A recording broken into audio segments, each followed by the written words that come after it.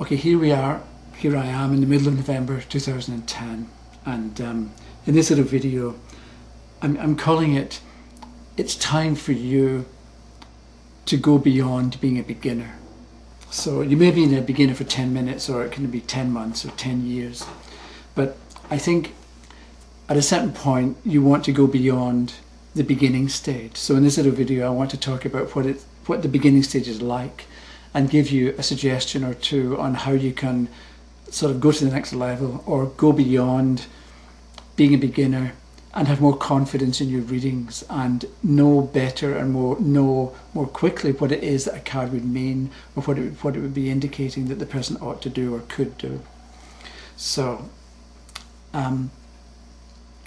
if you've ever taken an art class, or let's say somebody goes to an art class, the instructor paints a little red square in the bottom right, and everybody in the class paints a little red square in the bottom right.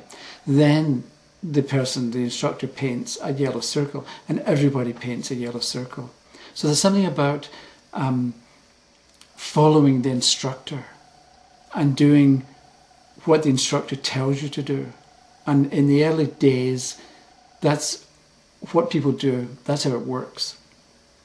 So beginner, or people in the beginning stage of anything, this can be learning to work a computer, or I don't know, whatever it happens to be. People want to be given a manual, a set of instructions. They want to be told what to do, and they don't want to have to make decisions, right? These are typical things that happen in the early stages of learning something. So this is okay with an art class, right? Or learning a computer, or learning how to program a computer. But with the tarot, we're dealing with life with a capital L. And it's about people and their fears and their hopes, their dreams, their doubts, their worries, their anxieties, everything that can happen. And somehow all that experience that people go through, and all the kinds of things that happen to them, you really can't fit that inside a system. And so you can't really have a list of meanings that would cover, for every single card, that will cover every possibility and every eventuality. And so, but at the same time, people make lists, they want to know, what does the card mean? And so it means this, it means this, it means this. And I took this from somebody's entry in Facebook, and it was about the Ace of Cups, right? So what does the Ace of Cups mean? And we get the beginnings of love and creativity, possible marriage, spiritual healing possible, new relationship on the horizon, powerful creative energy able to be harnessed for new ventures, the creative arts, emotional fulfillment in all things, divine influence on art and music, and all that, which all of these meanings they're fair enough, they're good, they're correct, let's say. But you go through your list and you end up with, okay, well, what does it actually mean for this particular question? And so which one is right? And how do you know which one is right? So just having a list and adding to the list, it's a bit like creating fence posts. But by the time you get to the end of your list, you may not have much understanding, but you've got an awful lot of fence posts. And so that's why I don't see that really gets you anywhere, because it's not really developing understanding. And that's why in the course, and that's the course, the 2 DVDs, what I did was I looked at each card individually, and I talked about what it could mean, but also what it would mean depending on the particular question that's been asked, so that you're not just learning phrases or having to memorize stuff, but it's a bit like you get a sense of the dynamics or the energy involved in a particular card, and you see how to apply that type of activity to answer a particular question. So, and what I want to suggest is that, let's say you've got 50 meanings for a particular card. Instead of digging a little hole and putting each meaning in as a fence post, that instead of digging down 8 inches, 12 inches and burying that particular fence post, you dig down 8 feet or 800 feet. So you take the basic idea, or a basic idea, and you burrow down and you expand on it.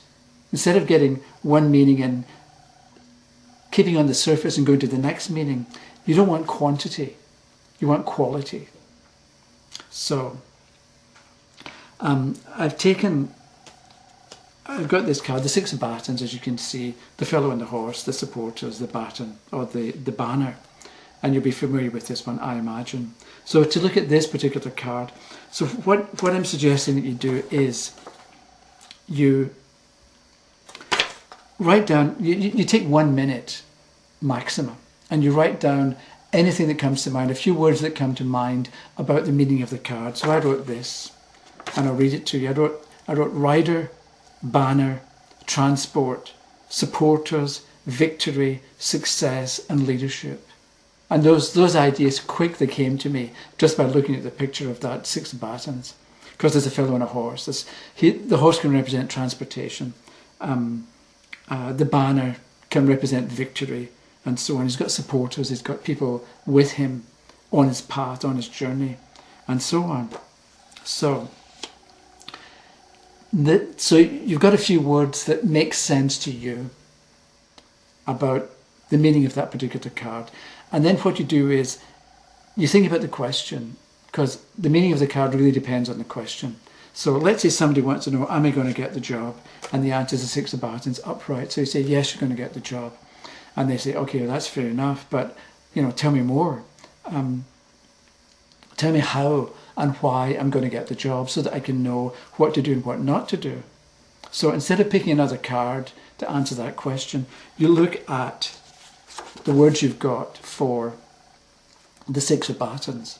So you then take one word, and I chose success from the Six of Batons, from the seven words that I wrote down initially. And I think success, and again I take 1 minute, and I wrote down confidence, charisma, and leadership. So what you want to do now is, how is the person going to get the job? Because there's going to be success, but the person has confidence. And it may be that, and so you think, okay, confidence is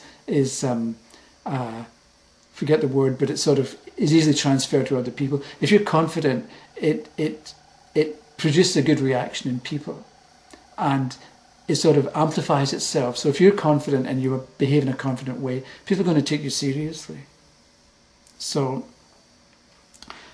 maybe we think that, so how are you going to get the job? Because you're confident, because you know what you're doing. They're going to ask you a question in the interview and you're going to answer well. Maybe because you've already done all this before and you know what you're talking about. But the impression that you know what you're talking about is going to come across to the interviewer, and that can be one reason why you get the job. Or maybe you think about charisma. My daughter told me she saw Elton John a few months ago, and even though he's just this little fellow, she said on stage he's huge. He's like, he fills the whole stage. He's got a huge presence. And maybe that's what success would mean, and how it is that one person is sitting on the horse and the one person is victorious or gets the job. Or maybe you think about leadership, but instead of leadership and adding fence posts beside it, you take leadership and you burrow down and you go in depth to understand what leadership is all about. The other thing is, that's for am I going to get the job, but a couple of weeks ago, or maybe a week ago, I did this Blog Talk Radio Tarot Today show about the horoscope spread, and the 8th house in the horoscope is so-called death and regeneration, so it shows what kind of changes are necessary. So let's say you get the Six of Batons in the 8th house, so you want to know what needs to change. And so you go back to your lists or your words, and maybe you've got the idea of success again. So the person has to change how he or she thinks about success. So maybe they thought success was all about money, and they've got the money, but now they're looking to find that it's a little bit empty. So they need to redo or reconsider or rework their definition of success. Or we could take a look at the card and see the supporters. And so supporters relating to death and regeneration, maybe it's time to get new friends, or to hook up with people who are not going to automatically agree with you or tell you you're wonderful, but find people who will give you maybe an honest or maybe a more honest assessment or description of what it is that you're doing and about the validity or the value of what you're suggesting.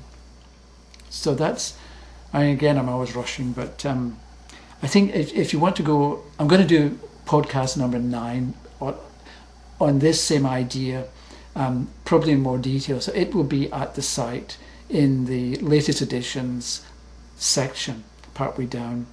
And so that's it. If you have comments or questions, send me an email. Thank you very much.